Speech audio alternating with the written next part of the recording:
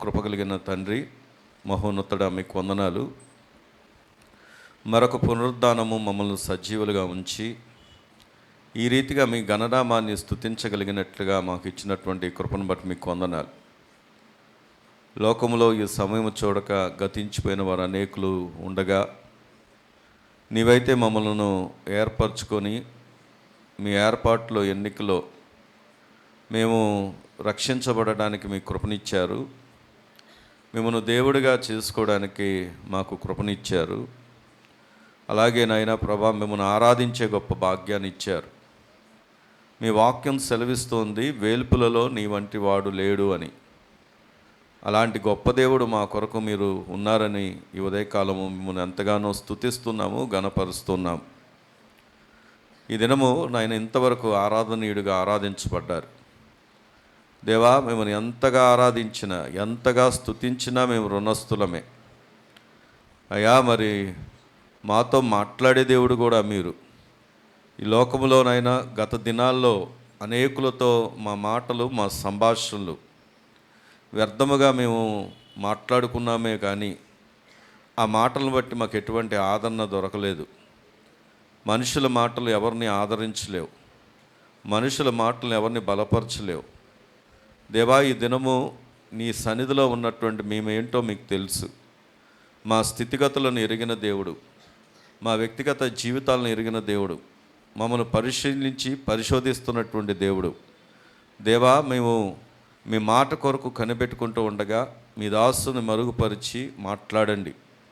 ప్రతి ఒక్కరితో మాట్లాడండి, సూటిగా మాతో మాట్లాడండి.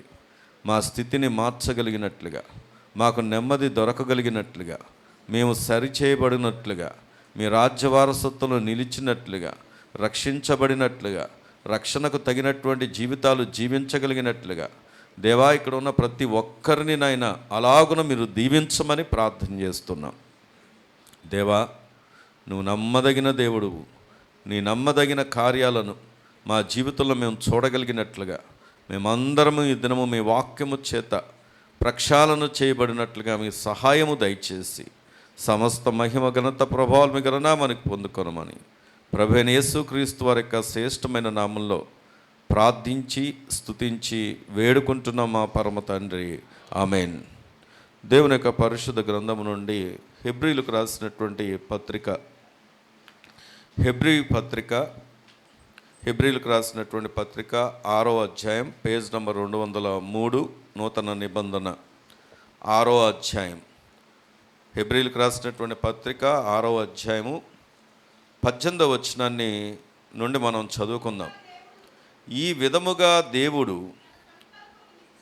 తన సంకల్పము నిశ్చలమైనది అని ఆ వాగ్దానమునకు వారసులైన వారికి మరి నిశ్చయముగా కనబరచవలని ఉద్దేశించిన వాడై తాను అబద్ధమాడజాలని నిశ్చలమైన 2 సంగతులను బట్టి మన ఎదుట ఉంచబడిన నిరీక్షణను చేపట్టుటకు శరణాగతులమైన మనకు బలమైన ధైర్యము కలుగునట్లు ప్రమాణము చేసి వాగ్దానమును దృఢపరచెను.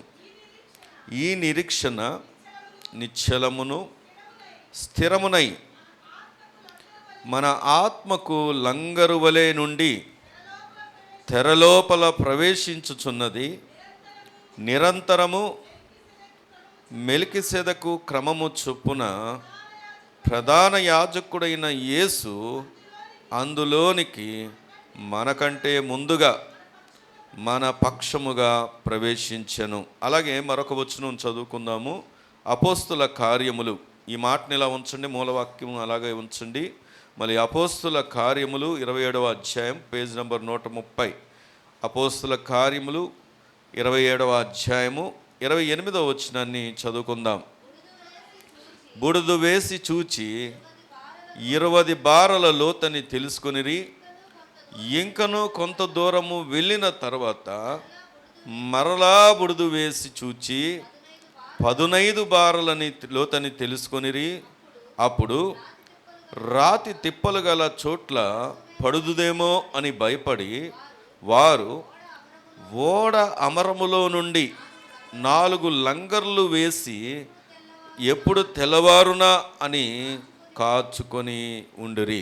చాలండి. దేవుడి మాటలు మన అందరి వెనుకల్లో దీవించునుగాక. గట్టిగా చెప్తారా? ఆమేన్. ఈ 2 వచనాల్లో కామన్గా కనపడినటువంటి మాట ఏమైనా కనపడిందా మీకు? చెప్పండి. లంగరు. వాక్యాన్ని పరిశీలన చేస్తున్నప్పుడు, వాక్యాన్ని మనం చదువుతున్నప్పుడు అక్కడ ఏ మాట ఉంది అనే దాని మీద చాలా శ్రద్ధ వహించాలి, దృష్టి పెట్టాలి. వినండి వినండి వినండి. ఈ దినము దేవుని వాక్యం దగ్గరికి వచ్చి ఆలోచన చేస్తే 2 సందర్భాల్లో ఒకే మాట కనబడింది మనకి. అంటే వచనం అంతా ఒకటి కాదు, కానీ అందులో కామన్గా కనపడినటువంటి వర్డ్ ఒకటి మనకు కనపడింది. అదేంటంటే లంగరు.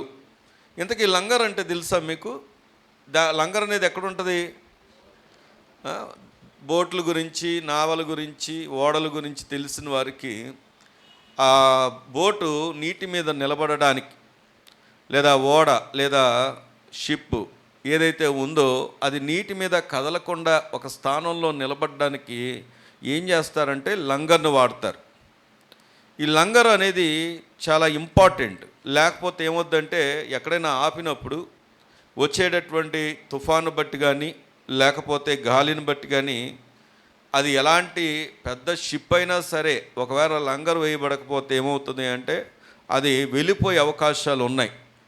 కాబట్టి ఈ లంగరు దేనికోసం అవసరం అంటే అది కదలకుండా నిశ్చలముగా ఉండడానికి ఏం వాడతారు అంటే లంగరు. ఇక్కడ 2 వాక్యాల్లో మనం పరిశీలన చేసినప్పుడు ఒక వాక్యంలో మనం చదువుకున్నట్లుగా హెబ్రీ పత్రికలకు కనుక వచ్చి చూస్తే ఆయన అంటాడు, మనం చూడండి, నేను చదువుతాను మరొకసారి చూస్తే, ఈ విధంగా దేవుడు తన సంకల్పము నిశ్చలమైనది అంటే స్థిరమైనది అని చెప్పడానికి, దేవుని వాగ్దానం స్థిరమైంది అని చెప్పడానికి, దేవుని మాట స్థిరమైంది అని చెప్పడానికి, తర్వాత మనకు ధైర్యం కలగడానికి, ఇదిగో మనం ఆత్మ లంగరు వలె తెరలోపల ప్రవేశించుతున్నది అంటే దేవుని సన్నిధిలో ప్రవేశించడానికి మన యొక్క ఆత్మను దేవుడు ఏం చేస్తున్నాడు? లంగరు వలె స్థిరపరుస్తున్నాడు అని చెప్పడానికి ఇక్కడ ఈ వచనం ఉపయోగించబడింది. ఉన్నారా? ఇక్కడే ఉన్నారా? ఉదయకాలం కదా, కొద్దిగా మిమ్మల్ని అడుగుతూ ఉండాలి ఉన్నారా అని. దేవుని స్తోత్రం చెప్దామా? హల్లెలూయా. ఎందుకంటే లంగర్ అనగానే ఆల్రెడీ కొంతమంది షిప్పులో ఎక్కి ప్రయాణం కూడా చేస్తున్నట్టున్నారు. వినండి వినండి వినండి. ఇక్కడ గమనించినట్లయితే మన యొక్క ఆత్మ లంగరు వలె, మన యొక్క విశ్వాసము లంగరు వలె కదల్చబడినటువంటి ఒక ఉన్నతమైనటువంటి స్థానంలో ఉంచడానికి దేవుడే మన పక్షంగా, ఏమండి జక్రయ్య గారు, 2 జక్రయ్యలు పక్కన కూర్చున్నారు. దేవుడే మన పక్షంగా మనని ముందుగా ఉండి నడిపిస్తున్నాడంట. ఆ భావం మీకు చెప్తున్నాను. పూర్వ దినాల్లో వినాలి, వాస్తవంగా జరిగే సంఘటనలు చెప్తున్నాను. పూర్వ దినాల్లో ఒక ఓడ తీరానికి వచ్చేటప్పుడు ఆ తీరానికి చేరడానికి ముందే ఒక చిన్న నావలో లేదా చిన్న పడవలో ఆ యొక్క ఓడ యొక్క లంగరును లేదా ఓడ యొక్క చైన్ అంట తీసుకొచ్చి ఒడ్డుకు తీసుకొచ్చి కడతారంట. దానికోసం ఆ ఓడ డైరెక్ట్గా తీరం దగ్గరికి రాదు. ఎందుకంటే లోతు సరిపోదు కనుక డైరెక్ట్గా తీరం దగ్గరికి రావు ఓడలు. ఏదైనా హార్బర్, లోతైనటువంటి హార్బర్లు, ఇప్పుడంటే మోడర్న్ యుగంలో అవన్నీ పెంచారు కనుక ఇప్పుడుతో పోల్చి చూడకుండా పూర్వ దినాల సంగతి ఆలోచన చేస్తే ఆ తాడును తీసుకొచ్చి లేదా చైన్ని తీసుకొచ్చి లేకపోతే ఆ లంగర్ని తీసుకొచ్చి ఏదైతే ఒడ్డున కడతారో లేదా ఒడ్డున ఉన్నటువంటి రాతికి కడతారో ఆ తీసుకొచ్చే వ్యక్తి చాలా ప్రాముఖ్యమైనటువంటి వ్యక్తి. ఇక్కడ అదే ఉపమానాన్ని ఉపమాన రీతిగా కాకుండా మనకు అర్థమయ్యే రీతిలో అపోస్తలుడైనటువంటి పౌలు చెప్తున్నటువంటి మాట ఇది. ఏమని అంటే, ఇదిగో చూడండి, హెబ్రీ పత్రికలో మనం వచ్చి చూస్తే 19వ వచనంలో, ఈ నిరీక్షణ నిశ్చలమును స్థిరమునై మన ఆత్మకు లంగరువలే నుండి తెర లోపల ప్రవేశించుచున్నది. ఎలాగా అంటే 20వ వచనంలో చెప్తాడు, ఇలాగ తీసుకువెళ్ళ బాధ్యత ఎవరు తీసుకున్నారంటే ప్రధాన యాజకుడైన యేసు అందులోనికి మనకంటే ముందుగా మన పక్షమున ప్రవేశించను. గట్టిగా దేవుని స్తోత్రం చెప్దామా? నీకైనా నాకైనా మన ఎవ్వరికి అర్హత లేనటువంటి స్థలములోకి, ఆ పరిశుద్ధమైనటువంటి స్థలములోకి, ఆ దేవుడు ఉండేటటువంటి నిశ్చలమైనటువంటి రాజ్యములోకి మనం అడుగు పెట్టడానికి మనకు అర్హత లేకున్నప్పటికీ దేవుడు ప్రభువైన యేసు క్రీస్తు వారు మూలంగా మనకంటే ముందుగా ఆయనంట అక్కడికి పంపించాడంట. దేవుని స్తోత్రం కలుగును గాక. ఇందాక చెప్పాను కదా, ఓడకి లంగరు వేయడానికి ముందు ఒక వ్యక్తి వెళ్ళినట్లుగా మన జీవితంలో మన ఆత్మకు అక్కడ అదే కదా చదువుకున్నాము 19వ వచనంలో, ఈ నిరీక్షణ నిశ్చలమును స్థిరమునై మన ఆత్మకు లంగరు వలె, చెప్పండి, లంగరు వలె నుండి తెర లోపల ప్రవేశించుచున్నది. ఇప్పుడు మనము దేవుని సన్నిధిలోకి ప్రవేశించే గొప్ప భాగ్యాన్ని ప్రభు మనకు ఇచ్చాడు. కానీ ఎలా ఇచ్చాడో తెలుసా? మళ్ళీ చెదిరిపోయేలాగా కాదు. లంగర్తో ఎందుకు పోల్చాడంటే అది స్థిరముగా ఉంటుంది. ఆమేన్, హల్లెలూయ. నీ పక్కన చెప్పండి, నీ ఆత్మకు దేవుడు లంగర్ వేశాడని చెప్పండి. ఏ లంగర్ వేశాడైనా? కదల్చబడినటువంటి విశ్వాసపు లంగరు. దేవుని స్తోత్రం కలుగును గాక. మళ్ళీ చెప్పాలి, కదల్చబడినటువంటి విశ్వాసపు లంగరు. ఇందాక చదువుకున్నటువంటి అపోస్తల కార్యంలో జరిగిన సందర్భం ఏంటో చెప్పేస్తాను. వీరందరూ ఓడ మీద వెళ్తున్నప్పుడు, ఆ ఓడలో పౌలు గారును కొంతమంది వెళ్తున్నప్పుడు ఆ ఓడకి తుఫాను దాడి చేసినప్పుడు అక్కడ వారు ఏం చేస్తున్నారంటే కొలతలు వేశారు. చూసారో లేదో, 15 బార్లు అక్కడ మనం చదువుకున్నాం కదా. ఎంత అక్కడ చూడండి, 20 బార తర్వాత, బార్లు అంటే ఏంటో తెలుసా? సముద్రంలో ఉన్నటువంటి లోతును కొలవడాన్ని బారలతో పోలుస్తారు. తర్వాత 15 బార్లు అని రాయబడి ఉంది. అంటే అక్కడికి వెళ్ళిన తర్వాత వీళ్ళు ఏం చేశారు అంటే లంగరు వేశారు. దేవుని స్తోత్రం కలుగును గాక. ఈ దినము ప్రియమైనటువంటి సంగమా, చాలా శ్రద్ధగా వినండి, జాగ్రత్తగా వినండి. దేవుడు మనతో ఎందుకు ఈ మాట చెప్తున్నాడంటే, నీవు నేను కదల్చబడని వారంగా, స్థిరులముగా, మన ఆత్మ కదల్చబడినటువంటి స్థిరమైనటువంటి నివాసమైనటువంటి దేవుని రాజ్యంలో ప్రవేశించడానికి ఈ లంగర్లు మనకు అవసరము. ఆ లంగర్లు ఏంటో ఈరోజు మనం నేర్చుకోబోతున్నాం. ఎన్ని లంగర్లు అంటే, పౌలు గారు ఎన్ని లంగర్లు వేశారంట? చెప్పాలి, ఎన్ని లంగర్లు వేశారు? చూద్దామా, అక్కడ ఎన్ని రాశారు? అక్కడ ఎన్ని లంగర్లు వేశారు? అక్కడ రాయబడి ఉంది 4 లంగర్లు. మీ పక్కన వాళ్ళు చెప్పండి, ఈరోజు ఎన్ని లంగర్లు చూద్దాం? 4 లంగర్లు చూద్దాం. అయ్యే లంగర్లు అంటే మళ్ళీ జ్ఞాపకం చేస్తాను. మూల వాక్యం, మూల అంశం ఏంటంటే ఆత్మకు కదల్చబడని 4 విశ్వాసపు లంగర్లు. వాక్యంలో ఉన్న మాటే చెప్తున్నాను నేను. ఆత్మకు కదల్చబడని 4 విశ్వాసపు లంగర్లు. మనము స్థిరముగా ఉండడానికి దేవుడు మనకి ఇచ్చినటువంటి గొప్ప అవకాశం లంగరు. ఆ లంగరు ఏంటో చూపిస్తాను రండి. మొట్టమొదటిగా దేవుని వాక్యం దగ్గరికి వస్తే, హెబ్రీ పత్రికలో ఇందాక చదువుకున్న మూలవాక్యంలోకి వస్తే అక్కడ మనం గమనిస్తే అక్కడ ఏమని రాయబడి ఉంది? 17వ వచనం, ఈ విధంగా దేవుడు తన సంకల్పము నిశ్చలమైనది, ఆ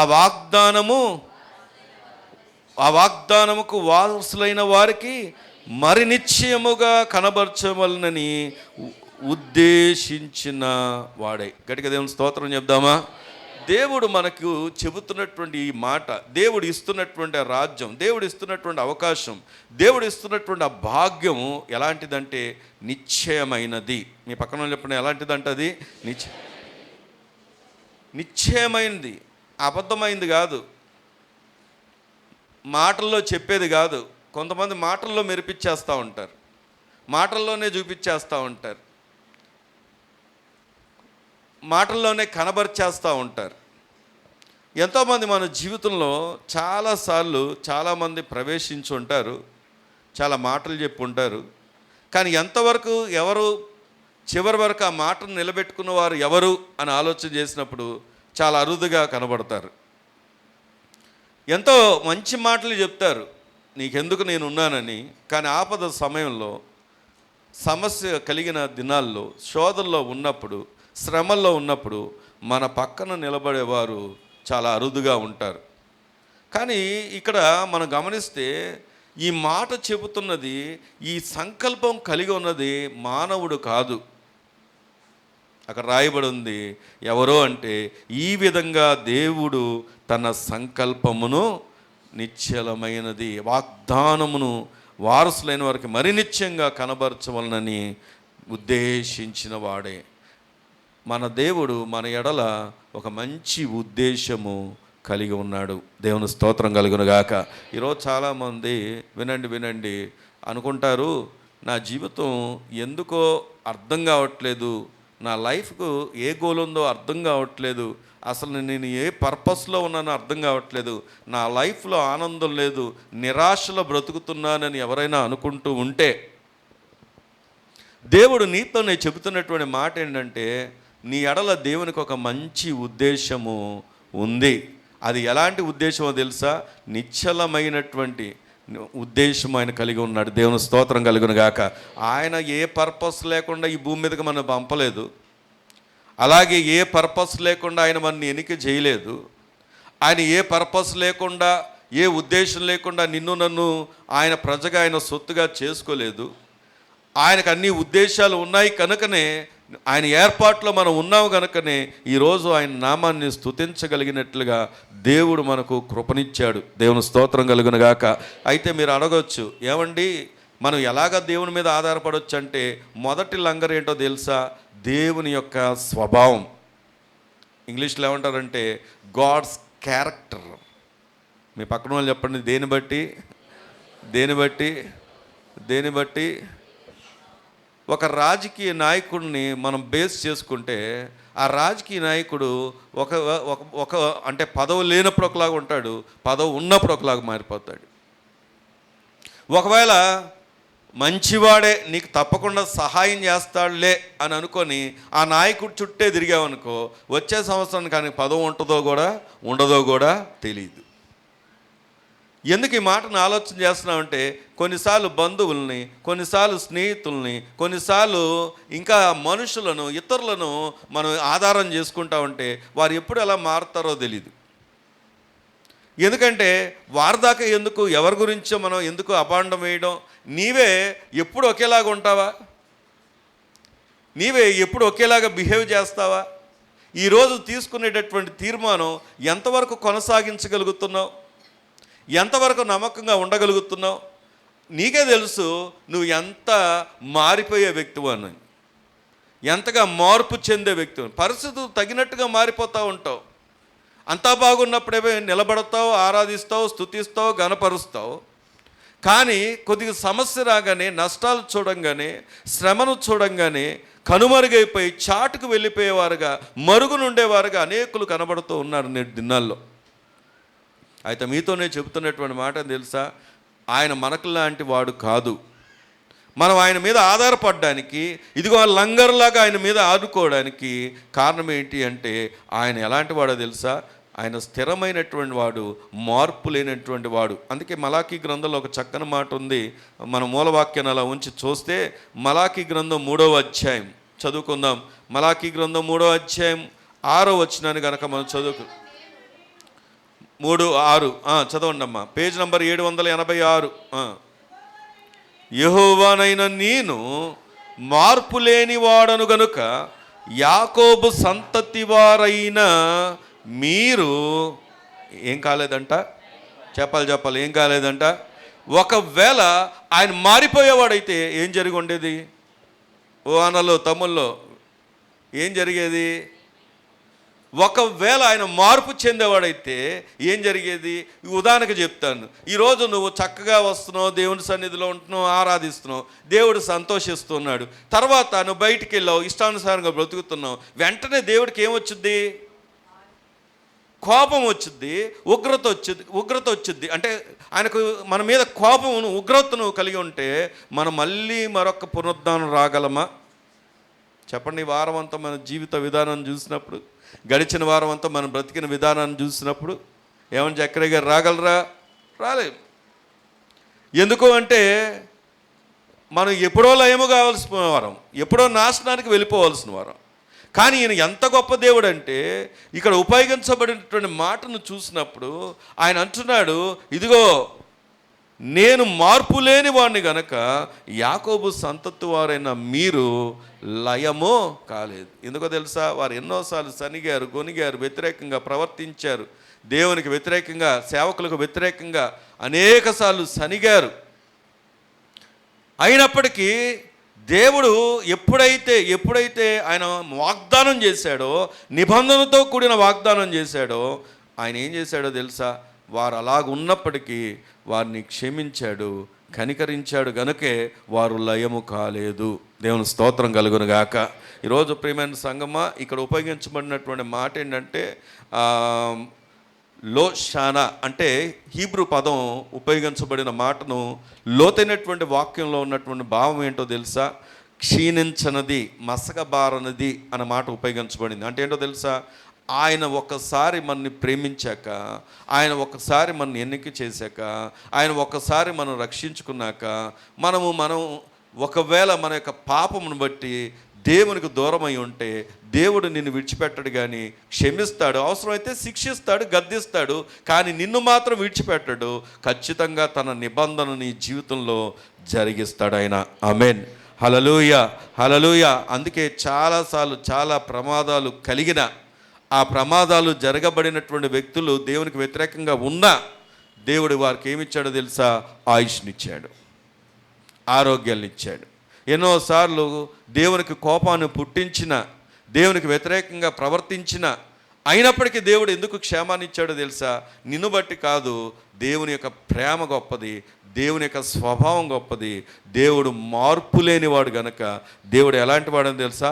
మార్పు లేని స్వభావం కలిగిన వాడైన. దేవుని స్తోత్రం కలుగును గాక. గాడ్స్ అన్చేంజింగ్ క్యారెక్టర్ అంటారు. అంటే ఏంటో తెలుసా? మార్పు లేని స్వభావం. పక్కన చెప్పండి, మన దేవుడు ఎలాంటి వాడు చెప్పండి. ఎలాంటి స్వభావం కలిగిన వాడైనా? దానికి ఉదాహరణ చూద్దామా? రండి. దేవుని యొక్క పరిశుద్ధ గ్రంథంలో యాకోబు పత్రిక 1వ అధ్యాయం, ఎబ్రీల్ పత్రిక పక్కనే ఉంటుంది. యాకోబు పత్రిక 1వ అధ్యాయం 17వ వచనాన్ని కనుక మనం చదువుకుంటాం. శ్రేష్టమైన ప్రతి ఈవియు, సంపూర్ణమైన ప్రతి వరమును పరసంబంధమైనదై జ్యోతిర్మయుడగు తండ్రి యొద్ద నుండి వచ్చును. వినండి. ఆయన యందు ఏ చంచలత్వమైనను, గమనం వలన కలుగు ఏ ఛాయ అయినను, దేవుని స్తోత్రం చెప్దామా? హల్లెలూయా. ఆయన ఎలాంటి దేవుడు అంట? ఆయనలో ఏమి లేదంట చెప్పండి. అక్కడ రాయబడిన మాటను చూసినప్పుడు ఏమన్నాడు ఆయన? ఏ విధమైనటువంటి చంచలత్వం కానీ, గమనం వల్ల కలుగు ఛాయను. ఛాయ అంటే ఏంటో తెలుసా? నీడ. ఎండలో మనం ఉదయకాలం వెళ్ళినప్పుడు ఉదయం ఒకలాగా ఉంటుంది మన నీడ, మధ్యాహ్నం ఒకలాగా ఉంటుంది మన నీడ, సాయంత్రం ఒకలాగా ఉంటుంది మన నీడ. మన మూమెంట్స్ని బట్టి. అక్కడ మనం అదే కదా చదువుకున్నాం, గమనంలో అంటే మూమెంట్స్ ద్వారా మార్పు వచ్చే ఆ నీడ ఆయనలో లేదు. ఆయనలో చంచలత్వం లేదు. కొంతమంది ఎంత చంచలంగా ఉంటారంటే, ఒక వారం చాలా భక్తిగా ఉంటారు, ఒక నెల చాలా భక్తిగా ఉంటారు. దేవుడు ఏదైనా ఒక పరీక్ష పెట్టినప్పుడు ఆ పరీక్ష పెట్టిన దినాల వరకు భక్తిగా ఉంటారు. మళ్ళీ దేవుడు బాగు చేశాడా, మళ్ళీ దేవుడు స్వస్థపరిచాడా, మళ్ళీ బార్ షాపులకు వెళ్తారు. కానీ దేవుడు ఎందుకు ఈ మాట చెప్తున్నాడంటే, దేవుడు అన్నీ గమనిస్తున్నాడు, దేవుడు అన్నీ చూస్తున్నాడు, దేవుడు అన్నీ పరిశీలన చేస్తున్నాడు. దేవునికి మరుగైంది లేదు. అలాంటి దేవుడు ఒకవేళ ఆ క్షణాన్ని తన ఉగ్రతను, తన కోపాన్ని కనుక ప్రదర్శిస్తే ఎవరం కూడా ఈరోజు ఇక్కడ నిలబడలేము. కానీ ప్రతి వరము పరసంబంధమైనది, జ్యోతిర్మయుడకు తండ్రి దగ్గర నుండి మనం పొందుకోగలిగినట్లుగా దేవుడు కృపణిస్తూ ఆయనలో ఏ విధమైనటువంటి చంచలత్వం కానీ, గమనం వల్ల కలిగే ఛాయ కానీ లేదంట. దేవుని స్తోత్రం కలుగును గాక. ఎవరైనా వచ్చి దేవుడి గురించి ఏమన్నా చెప్పమంటే ఏం చెప్తావు నువ్వు? ఏమండి, నేను ఎంతో నిష్టగా భక్తి చేసినటువంటి కుటుంబంలోంచి వచ్చాను, వాళ్ళను పరిశీలన చేసినప్పుడు వాళ్ళకు నేను నమ్ముకున్నటువంటి ఈ దేవుడికి ఉన్నటువంటి తారతమ్యం ఏమిటో తెలుసా? ఆ దినాన నేను ఈ పాట పాడుకుంటున్నాం కదా, అర్హత లేకున్నా ప్రేమించావు కేవలం నీ కృప. అది వాస్తవం. ఎందుకో తెలుసా? అసలు అర్హతే లేదు, ఈయన దగ్గరికి రాలేదు, వ్యతిరేకించాం, దూరంగా పెట్టాం, ఈయన దేవుడు కాదనుకున్నాం, అసలు ఈయనేంటి దేవుడు అనుకున్నాం, ఈయన సిలువలో వేలాడేవాడు, ఆయనకు సరైనటువంటి వస్త్రాలే లేనివాడు, ఈయనేం దేవుడు అనుకున్నాం. కానీ అదంతా ఎవరి కోసం అంటే నీ కోసం, నా కోసం. దేవుని స్తోత్రం కలుగును గాక. అర్హత లేని మనల్ని ప్రేమించి ఈరోజు ఆయన సొత్తుగా మనల్ని చేసుకున్నాడు. అది ఆయన యొక్క క్యారెక్టర్. నీ దేవుని యొక్క స్వభావం చాలా గొప్పది. నువ్వు ఏదైనా చెప్పాల్సి వస్తే నీ దేవుని గురించి, నా దేవుడు ఎవరో తెలుసా, ఆయన మార్పు లేనివాడు అని చెప్పు. ఆయనలో గమనాగమనం వల్ల వచ్చే ఛాయ లేనివాడు అని చెప్పు. అనుదినము నా ఎడల నూతనమైన వాత్సల్యత చూపేవాడని చెప్పు. తిమోతి పత్రికలో ఒక మాట ఉంది, చూద్దాం, చూడండి. తిమోతి పత్రిక, రెండవ తిమోతి రెండవ పత్రిక 13వ వచనాన్ని కనుక మనం చదువుకున్నట్లయితే, తిమోతి 2వ పత్రిక 13వ వచనము, మనము నమ్మ దగని వారమైనను ఆయన నమ్మ దగినవాడుగా ఉండును, ఆయన తన స్వభావమునకు విరోధముగా ఏమీయూ చేయడు, ఏదియూ చేయలేడు అంట. దేవుని స్తోత్రం చెప్దామా? హల్లెలూయా, హల్లెలూయా. ఇక్కడ మన వాక్యాన్ని చూసినప్పుడు మనం ఎవరని చెప్పండి? మనం ఎవరు అంట? చెప్పాలి, మనం ఎవరు అంట? నమ్మ దగని వారం. మన ఎవరో నమ్ముతారా? మనం ఎంత మాత్రము నమ్మదగని వారం. కానీ మన దేవుడు ఎవరో తెలుసా? నమ్మదగినవాడు. దేవుని స్తోత్రం కలుగును గాక. ఆయన అంటాడు, ఆయన తన స్వభావానికి విరుద్ధంగా ఏదియూ చేయలేడు. ఆయన స్వభావం ఏంటి? మనం ప్రేమించడం. ఆయన స్వభావం ఏంటి? మన కొరకు ఈ భూమి మీదకి వచ్చి ప్రాణం పెట్టడం, రక్షించుకోవడం. ఆయన స్వభావం ఏంటి? మనల్ని దేవుని రాజ్యానికి చేర్చడం. ఆయన పర్పస్ ఎప్పుడు కూడా అదే, ఆయన గోల్ ఎప్పుడు కూడా అదే. కానీ నీవే నమ్మదగిన వాడు కాదు గనక లోకం వైపు తిరుగుతున్నావు, పాపం వైపు తిరుగుతున్నావు, శాపగ్రస్తమైన వాటిని తిరుగుతున్నావు, లోక సంబంధమైన వాటి కొరకు పరుగులు ఎత్తుకుంటున్నావు. కానీ దాని ముగింపు ఏంటో తెలుసా? మరణం. ఆ మరణం తప్పించిన ఏకైక దేవుడు ఎవరైనా ఉన్నారు అంటే ఆయన ప్రభు అయిన యేసుక్రీస్తు వారు మాత్రమే. దేవుని స్తోత్రం కలుగును గాక. కాబట్టి మొదటి లంగరు ఏమిటి అంటే దేవుని యొక్క మార్పు లేని స్వభావం, ద అన్చేంజింగ్ గాడ్స్ క్యారెక్టర్. నీ పక్కన ఉన్న చెప్పని మాట ఏంటంట? మార్పు లేని దేవుని స్వభావం. ఇది మొదటి లంగరు. నువ్వు స్థిరంగా ఉండడానికి, నీ ఆత్మ స్థిరంగా ఉండడానికి దేవుడిచ్చినటువంటి మొదటి లంగర్ ఇది. రెండవ లంగర్ ఏంటో చూద్దాం, వాక్యంలోకి వద్దాం.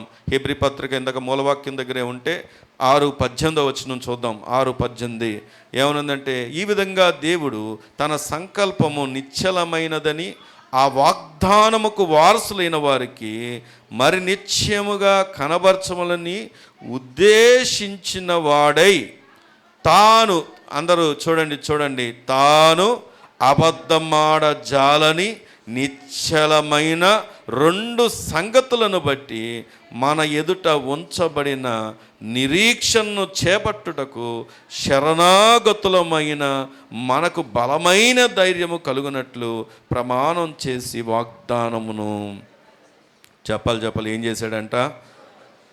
చేశాడంట? దృఢపరిచి. ఆ వచనం అంతట్లో మీరు పరిశీలన చేస్తే 2 సంగతులు ఉన్నాయంట. ఒకటి ఏంటో తెలుసా? వాగ్దానము. రెండవది ఏంటో తెలుసా? చెప్పండి, ఏముంది అక్కడ? వాగ్దానం ఒకటి ఉంది, ప్రమాణం 2 ఉంది. దేవుని స్తోత్రం కలుగును గాక. ఇంతకీ ఈ వాగ్దానం చేసింది ఎవరు? చెప్పాలి, ఎవరు? ఈ వాగ్దానం చేసింది ఎవరు? దేవుడు. ఈ ప్రమాణం చేసింది ఎవరు? దేవుడు. ఆలోచన చేస్తే పెళ్ళిళ్ళలో చాలా వాగ్దానాలు చేస్తారు, కానీ సంవత్సరం తిరగకుండానే వాగ్దానాలన్నీ మర్చిపోతారు. చాలాసార్లు ఫ్యామిలీస్ ఇప్పుడున్నటువంటి దినాల్లో చూస్తే ఫ్యామిలీస్ అన్నీ కొలాప్స్ అవ్వడానికి కారణం ఏంటో తెలుసా? వాగ్దానాల విషయంలో నమ్మకత్వం లేకపోవడం బట్టే. లోక సంబంధమైన వాటిని ప్రేమించి, లోకానుసారమైనటువంటిని ప్రేమించి ఈరోజు రిలేషన్స్ అన్నీ కూడా దెబ్బతింటూ ఉన్నాయి. కుటుంబాలు చిన్నాభిన్నం అవుతున్నాయి. కారణం ఏంటంటే, మొదట నువ్వు నువ్వు చేసినటువంటి ఏ ప్రమాణాలు అయితే ఉన్నాయో, ఏ వాగ్దానాలు అయితే చేశావో అవి అక్కడితోనే విడిచిపెడుతున్నారు. సరే, ఇది భౌతికమైనటువంటి ఒక ఎగ్జాంపుల్ మాత్రమే చెప్పాను. ఆత్మ సంబంధమైనటువంటి ఎగ్జాంపుల్ ఏంటో చెప్పమంటారా? మన ప్రభువు దగ్గరికి వచ్చి మారు మనసు పొందామని చెప్పి, బాప్తిజ అనుభవం పొందుకొని రక్షణ అనుభవంలో నిలిచామని చెప్పి దేవుని దగ్గర కొన్ని వాగ్దానాలు చేస్తాం మనం. ఎక్కడండి జక్రయ్య గారు? ఎక్కడ? బాప్తిజాల దగ్గర. ఏంటి జక్రయ్య గారు అంటున్నాను? నాకు ఇద్దరు జక్రయ్యల పక్కన ఉన్నారు కాబట్టి వాళ్ళ మీద ఫోకస్ వెళ్ళిపోతుంది నాకు. అయితే అక్కడ ఏమని ఉంది తెలుసా? అక్కడ ఏమని వాగ్దానం చేస్తా? ఆ పాస్టర్ గారు అడుగుతారు, అయ్యా ఇప్పటి నుండి నమ్మకంగా ఉంటావా? నమ్మకంగా ఉంటానండి.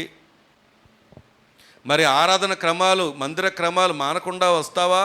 తప్పకుండా వస్తానండి, అస్సలు మానండి. మరి కష్టం వచ్చినా, సుఖం వచ్చినా, బాధ వచ్చినా, నెమ్మది లేని పరిస్థితులు వచ్చినా దేవునితోనే నడుస్తావా? దేవునితోనే నడుస్తానండి. దేవునికి ఇచ్చే కానుక విషయంలో, ఆ అర్పణల విషయంలో నమ్మకంగా ఉంటావా? నమ్మకంగా ఉంటానండి. దేవునికి నీ సమయం, నీ బలము, నీ సామర్థ్యాన్ని వినియోగిస్తావా? వినియోగిస్తానండి అని ఎన్ని వాగ్దానాలు చేసావు. ఇప్పుడు నువ్వు చేసిన వాగ్దానం ఎక్కడ తప్పిపోయావు? ఎంతమంది దాన్ని నిలబెట్టుకుంటున్నారు? ఇప్పుడు దేవుని దగ్గర నువ్వు ఒక అబద్ధికుడిగా కనబడతావా, లేదా ఒక యథార్థపరుడిగా కనబడతావా? ఒకసారి ఆలోచన చేయి. ఈరోజు ఈ మాట ఎందుకు దేవుడు మనతో మాట్లాడుతున్నాడంటే, దేవుడు మనలాంటి వాడు కానే కాదు, మనలాంటి స్వభావం కలిగిన వాడు కానే కాదు. కానీ నీవు అబద్ధమాడింది ఎవరి ముందో తెలుసా? నువ్వు స్వయాన అబద్ధమాడుతుంది ఎవరి దగ్గర అంటే దేవుని ముందే. నీ ముందున్నటువంటి పాస్టర్ గారు కాదు. ఈ పాస్టర్ గారు లేకపోతే ఇంకో పాస్టర్ గారు వస్తారు. పాస్టర్ గారు పరలోకానికి తీసుకెళ్ళరు. పాస్టర్ గారి మీద భక్తి కట్టుకోవద్దు. పాస్టర్మ గారి మీద భక్తి కట్టుకోవద్దు. నీ జీవితాన్ని పాస్టర్ గారి మీద కట్టుకుంటే నువ్వు పడిపోతావు. కారణం ఏంటంటే, నిలబడే వారు కూడా మనుషులే. మొన్నటి కాలంలో యనమల కుదురులో ఒక సేవకులు నిద్రించారు. బాబురావు గారని మంచి సేవ చేశారు, 76 సంవత్సరాలు. వారు వణుకూరు ప్రార్థనకని వెళ్ళి, వణుకూరు ప్రార్థనలోకి వెళ్ళడానికి ముందు సోఫాలో కూర్చొని ఒక పాపని ఇలా ఆడిస్తూ ఉన్నారంట. అలాగే ఒరిగిపోయారు. ప్రభు పిలుచుకున్నారు, చక్కగా వెళ్ళిపోయారు ప్రభు దగ్గరికి. ఒకవేళ, అంటే నేను చిన్న ఉదాహరణగా వాడుతున్నాను, సంఘము ఒకవేళ ఆ పాస్టర్ గారి మీద భక్తి చేస్తే, పాస్టర్ గారి మీద ఆధారపడితే, పాస్టర్ గారిని బట్టి నేను పరలోకానికి వెళ్తాననుకుంటే, పాస్టర్ గారు చెప్పకుండా వెళ్ళిపోయారు. కారణం ఏంటంటే, పాస్టర్ గారికి పిలుపు వచ్చింది, వెళ్ళిపోయారు. కాబట్టి మనుషుల మీద కాదు నీ భక్తి, మనుషుల మీద కాదు నీ, మనుషుల యొద్ద కాదు నీ తీర్మానాలు, మనుషుల దగ్గర కాదు నువ్వు తీసుకున్నటువంటి నిబంధనలు, ప్రమాణాలు ఎవరి ముందు చేయాలో తెలుసా? నువ్వు చేస్తుంది దేవుడు ముందన్న సంగతి ఎరిగి నమ్మకంగా ఉండు. సరే, ఇక్కడ వాక్యం దగ్గరకు వచ్చి ఆలోచన చేస్తే, మనలాంటి వాడు కాదు ఈ దేవుడు అని చెబుతూ ఆయన మీద ఆధారపడడానికి మొదటి లంగరు ఆయన యొక్క స్వభావం అయితే, రెండో లంగరు ఏంటో తెలుసా? వాక్యం నాకు నేర్పిస్తున్నటువంటి సత్యము, మార్పు లేని ఆయన వాగ్దానాలు. చెప్పండి, పక్కన వాళ్ళని చెప్పండి, ఏంటది? మార్పు లేని ఆయన వాగ్దానాలు. దేవుని స్తోత్రం చెప్దామా? హల్లెలూయా, హల్లెలూయా. దేవుడు ఏం చేశాడంటే మనతో వాగ్దానం చేశాడు. దేవుడు ఏం చేశాడంటే ప్రమాణం చేశాడు. ఇది ఎలాంటిది అంటే మార్పు లేనిది. అది ఒకవేళ నీ యొక్క ఓడ లేదా నీ యొక్క ఆత్మ లంగర్లాగా స్థిరంగా ఉండాలి అంటే, అది అటు ఇటు తిరుగులాడకుండా ఉండాలి అంటే, నువ్వు బలంగా ఉండాలి అంటే, నువ్వు ఎదుగుతూ ఉండాలంటే, ఫలిస్తూ ఉండాలంటే, దీవించబడుతూ ఉండాలంటే, ఆశీర్వదించబడుతూ ఉండాలంటే దేవుని యొక్క వాగ్దానాన్ని నమ్ము. ఆమేన్, హల్లెలూయా. ఎంతమంది వాగ్దానాలు నమ్ముతారు? వాగ్దానం అంటే ఏదో పేపర్ మొక్క తీసుకొని సంవత్సరానికి వస్తే తీసేదే కాదు. దేవుడు నీకు ఇచ్చేటటువంటి మాట ఏదైతే ఉందో, అనుదినము దేవునితో నువ్వు రిలేషన్గా ఏర్పరచుకున్నప్పుడు ప్రతిరోజు దేవుడు నీతో మాట్లాడతాడు. ఆమేన్, హల్లెలూయా. ఏం చేస్తావంటే ఇక్కడ నుండి వెళ్ళి బైబిల్ జిప్పు మూసామా, మళ్ళీ వచ్చే ఆదివారం వరకు జిప్పు తీయం సరికదా, ముందు బైబిల్ ఎత్తుక్కోవాలి ఎక్కడుందో. ఎందుకంటే ఈలోపు వారం అంతా ఏదో ఒకటి దాని మీదకి వచ్చేస్తూ ఉంటాయి, దాని మీద పెట్టేస్తూ ఉంటారు, ఇల్లు చదువుతూ ఉంటారు కదా, ఏ ఒకటి వచ్చేస్తూ ఉంటాయి. కానీ శనివారం రాత్రో లేకపోతే ఆదివారం పొద్దున్నో మందులను పొద్దున్న ఆరాధన వచ్చేస్తే మంచిది. ఎందుకంటే రెండో ఆరాధనలు ఎందుకు వచ్చిందిలే, పొద్దున్న ఆరాధనకు వచ్చేసామంటే చక్కగా రోజంతా ఇంకా చేయాల్సినంత చాలా ఉంటుందని చాలామంది ఏం చేస్తారంటే పొద్దున్న లేచి నిద్రమత్తుతో బైబిల్ ఎత్తుక్కుంటూ ఉంటారు. ఎందుకు ఈ మాట ఆలోచన చేస్తున్నామంటే, దేవుని వాగ్దానాన్ని ఎత్తిపట్టుకునేవారు, దేవుని వాగ్దానం మీద ఆధారపడేవారు జీవితాలు ఎలాగుంటాయో తెలుసా? అవి ఎంతో అత్యున్నతమైనట్టుగా దేవుడు దీవిస్తాడు. ఆమెన్. హల్లెలూయా, హల్లెలూయా. ఈరోజు ప్రభు ఎందుకు ఈ మాట చెప్తున్నాడు తెలుసా? ఈయన వాగ్దానమును ఇచ్చాడంటే ఆయన వాగ్దానం ఉన్నతమైంది. హల్లెలూయా. యెషయా గ్రంథం 54వ అధ్యాయం మనం గమనించినట్లయితే, యెషయా గ్రంథం 54వ అధ్యాయము 10వ వచనాన్ని కనుక మనం చదువుకున్నట్లయితే, ఒకరు చదవండి. యెషయా గ్రంథం 54వ అధ్యాయం 10వ వచనం. పర్వతములు తొలగిపోయినను, మెట్టలు తత్తరిల్లినను, నా కృప నిన్ను విడిచిపోదు, సమాధాన విషయమైన నా నిబంధన తొలగిపోదు అని నీ యందు జాలిపడు యెహోవా సెలవిచ్చుచున్నాడు. నీ పక్కన ఉన్న చెప్పండి, దేవుడు నీ మీద జాలి పడుతున్నాడని చెప్పండి. ఏం చేస్తున్నాడంటే ఆయన, ఎందుకు జాలి చెప్పండి? వీళ్ళు ఎంత చెప్పినా నంబర్ ఏంటి, ఇన్నిసార్లు మాట్లాడే నంబర్ ఏంటి? అదే రోత జీవితం, అదే పాత జీవితం, అదే లోక సంబంధమైన జీవితం, అదే అవిశ్వాసం, అదే పిరిగితనం. వీరు నన్ను నమ్మరేంటి? జాలి పడుతున్నాడు ఆయన, జాలి పడుతున్నాడు. కానీ జాలి పడేటటువంటి దేవుడు నీతోనే మాట్లాడుతూ చెప్తున్న మాట ఏంటంటే, ఒకవేళ పర్వతాలు తొలగిపోయిన, మెట్టలు తత్తరిల్లిన, నా కృప నిన్ను విడిచిపోదు. దేవుని స్తోత్రం చెప్దామా? ఆయన కృప మనల్ని విడిచిపోదు. అందుకే ఆయన కృప, అపోస్తుడైనటువంటి పౌలు తన ప్రతి సువార్త పరిచర్లో, తన పత్రికల్లో, తను రాసినటువంటి సేవా జీవితంలో దేన్ని ఎక్కువ హైలైట్ చేశాడో తెలుసా? కృప, కృప, కృప. దేవుని స్తోత్రం కలుగును గాక. ఎందుకంటే అర్హత లేని జీవితాలకు అర్హతనిచ్చేదే కృప. ఈరోజు మనం గొప్పవారమనో, టాలెంట్ కలిగిన వారమనో, జ్ఞానం కలిగిన వారమో, వాక్చాతుర్యం కలిగిన వారమనో, బలమైన వారమనో, లేదా బలమైనటువంటి జనాంగం కలిగిన వారమనో, పేరు ప్రఖ్యాతులు కలిగిన వారమనో, లేకపోతే ఇప్పటికీ కొంతమంది ప్రేమిస్తారు కదా, మనం పేర్లు వెనకున్నటువంటి తోకలు కలిగిన వారమనో దేవుడు మనల్ని ప్రేమించలేదు. కొంతమంది తోకలు పేరుకు తగిలించరు కానీ హృదయానికి తగిలిస్తారు. తోక అంటే ఏంటో తెలుసు కదా? కులం. కులం. నిలబడేవారు సైతం ఇప్పటికీ కూడా పేరు సేవ చేస్తున్నామని చెప్పుకునేవారు సైతం ఆ వెనకున్నటువంటి తోకను మాత్రం వదిలించుకోరు. మరి యేసు క్రీస్తు వారి రక్తంలో కడగబడిన తర్వాత ఇంకా తోకలేంటండి? సరే, నేను అటు వెళ్ళడం నాకు ఇష్టం లేదు, కానీ ఒక్క మాటలో చెప్తున్నాను. దేవుని వాగ్దానం ఎంత గొప్పది అంటే, అది పర్వతాలైనా తొలగిపోతాయేమో అని, మెట్టలైనా తత్తరిల్లిపోతాయేమో కానీ ఆయన కృప మాత్రం నిన్ను విడిచిపోదు. దేవుని స్తోత్రం కలుగును గాక.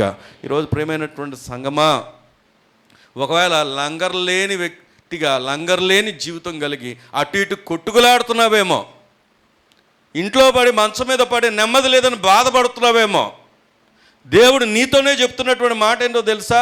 నీ జీవితం స్థిరంగా ఉండాలి అంటే ఆ లంగర్ ఉండాలి. ఆ లంగర్ ఎవరు అంటే మనం నమ్ముకున్నటువంటి మన దేవుడే. దేవుని స్తోత్రం కలుగును గాక. ఆయన వాగ్దానమే, ఆయన వాగ్దానమే. ఆ వాగ్దానాన్ని నమ్ము నువ్వు, ఆ వాగ్దాన పూర్ణుని నమ్ము నువ్వు. ఆయన వాగ్దానమే, మార్పు లేని వాగ్దానం అది. అది నీతో నిరంతరము కూడా నిలిచి ఉంటుంది అక్కడ. అందుకే అంటాడు, సమాధాన విషయమైన నా నిబంధన తొలగిపోదు అని నీ యందు జాలిపడు యెహోవా సెలవిచ్చుచున్నాడు. దేవుని స్తోత్రం కలుగును గాక. నిజంగా వాస్తవానికి ఆలోచన చేస్తే ఎప్పుడో ఎప్పుడో ఎప్పుడో కనుమరుగైపోవాల్సినటువంటి స్థితిలో నీ ముందు నిలబడినటువంటి నేనున్నాను. కానీ దేవుని కృప నన్ను విడిచిపోలేదు. నేను గొప్పవనని కాదు, మంచోనని కాదు, టాలెంట్ ఉందని కాదు. నేను నా చిన్నతనం నుండి ఎక్కడ నిలబడ్డా అక్కడ ప్రతి చోట నిందలే పడ్డాను, అవమానమే పొందాను. కానీ ఎవ్వరికి పనికిరాని వ్యక్తిని దేవుడు తన కృప ద్వారా నన్ను నిలబెట్టాడు. దేవుని స్తోత్రం కలుగును గాక. నన్ను మాత్రమే కాదు, ఈరోజు ఈ మాట వింటున్న నిన్ను నిలబెడతాడు ఆయన. ఆమెన్. నీ జీవితాన్ని కడతాడు ఆయన. ఆమెన్. నీ జీవితంలో కూడా గొప్ప వృద్ధిని తీసుకొస్తాడు. ఆమెన్. ఆ ఉన్నతమైనటువంటి కృపతో నిన్ను నింపుతాడు. ఆమెన్. కానీ నువ్వు చేయాల్సిందేంటో తెలుసా? ఆయన వాగ్దానాలను నువ్వు నమ్మాలి. మార్పు లేని ఆయన యొక్క వాగ్దానం. రెండవ మన లంగరు. రండి, మూడవది చూద్దాం. రండి, వాక్యంలోంచి హెబ్రీ పత్రిక 6వ అధ్యాయం. హెబ్రీ పత్రిక 6వ అధ్యాయము 19వ వచనాన్ని కనుక మనం చూస్తే, హెబ్రీ పత్రిక 6వ అధ్యాయం 19వ వచనం, ఈ నిరీక్షణ నిశ్చలమును స్థిరమునై మన ఆత్మకు లంగరు వలె నుండి తెర లోపలికి ప్రవేశించుచున్నది. తెర లోపలికి ఏం చేస్తుందంట? ప్రవేశించుచున్నదంట. దీన్ని గ్రీక్, అంటే ఇది గ్రీక్లో రాయబడిన మాటను మనం పరిశీలన చేసినప్పుడు ఎస్కటోస్ అంటారు. అంటే ఏంటంటే అతి పరిశుద్ధ స్థలం. తెర లోపల ఏముంటుంది? అతి పరిశుద్ధ స్థలం. అక్కడికి సంవత్సరానికి ఒక్కసారే, అది కూడా ఎవరు వెళ్ళేవారంటే ప్రధాన యాజకుడు వెళ్ళేవారు.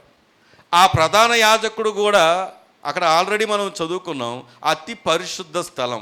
ఒకవేళ ప్రధాన యాజకుడు వెళ్ళినప్పుడు ఒకవేళ అతను పరిశుద్ధంగా వెళ్ళలేదు అనుకో, మళ్ళీ తిరిగి వచ్చేవాడు కాదు. సజీవుడిగా నడువుకు తాడు కట్టి, ఒకవేళ మూమెంట్ లేకపోతే, ఆ శబ్దం ఆగిపోతే అప్పుడు తాడు పెట్టి లాగేసేవారు.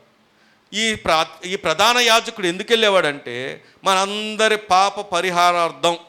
అనగా ఆ దినాల పాత నిబంధనలో సంవత్సరానికి ఒక్కసారి వెళ్ళేవారు. సంవత్సరానికి ఒకసారి అందరి పాపముల కొరకు పరిహార్థంగా జంతు బలినో లేకపోతే పక్షి బలినో చేస్తూ ఆ యొక్క రక్తమును తీసుకొని వెళ్ళి అక్కడ అర్పించేవాడు. ఇది సంవత్సరానికి ఒకసారి. కానీ ఇది పాపాన్ని తొలగించేది కాదు, కానీ పాపాన్ని కప్పేది అంతే. కప్పడం అని తెలుసు కదా. మనం ఏం చేస్తాం? కప్పెడితే ఎవరు చూడట్లేదు అనుకుంటాం. చాలామంది పాపాన్ని కప్పెడతా ఉంటారు. కప్పెట్టడం అంటే ఏంటో తెలుసా? ఎవరు చూడట్లేదులే, నేను చేసేది ఎవరికి తెలియదులే, రాత్రిపూట చేస్తున్నాను, చీకట్లో చేస్తున్నాను, ఎవరికి కనపడకుండా చేస్తున్నాను, మరుగుగా ఉండి చేస్తున్నాను, నేనేం చూస్తున్నాను ఎవరికి తెలియదు, అన్నీ దేవుడు చూస్తున్నాడు. దేవునికి మరుగైంది ఏది లేదు. బైబిల్ చాలా స్పష్టంగా చెప్తున్న మాట ఏంటంటే యథార్థవంతులకు ఆయన ఏ మేలు చేయక మానడు. మరి మేలు ఎందుకు లేదు అంటే నువ్వు యథార్థంగా లేవు. దేవుడు ఏమైనా అన్యాయస్తుడా? దేవుడు ఎప్పుడు కూడా అన్యాయస్తుడు కాదు. దేవుడు ఎప్పుడు కూడా, వాక్యం చెప్పే మాట కీర్తనలో, యెహోవా దయాళుడు, ఆయన కృప నిరంతరముండును. ఆయన ఎలాంటి వాడు అంటే దయాళుడు. దయాళుడు అంటే అర్థం ఏంటో తెలుసా? ధారాళంగా ఇచ్చేవాడు. హల్లెలూయ. ఆయన స్వభావమే దయాళత్వం, ధారాళంగా ఇచ్చేవాడు ఆయన. పోనీ ఎప్పుడు దాకా అంటే వాక్యం చెప్తున్నటువంటి సత్యం ఏంటంటే ఆయన కృప నిరంతరము ఉండును. మరి అంత నిరంతరం కృప ఉన్నప్పుడు కూడా నీ జీవితంలో ఎందుకు నువ్వు పొందుకోలేకపోతున్నావు అంటే నువ్వు ఆలోచించాల్సింది ఏంటంటే దేవునికి నాకు అడ్డుగా ఏముంది? ఏ దోషం అడ్డుగా నిలబడుతుంది? ఏ పాపం అడ్డుగా నిలబడుతుంది?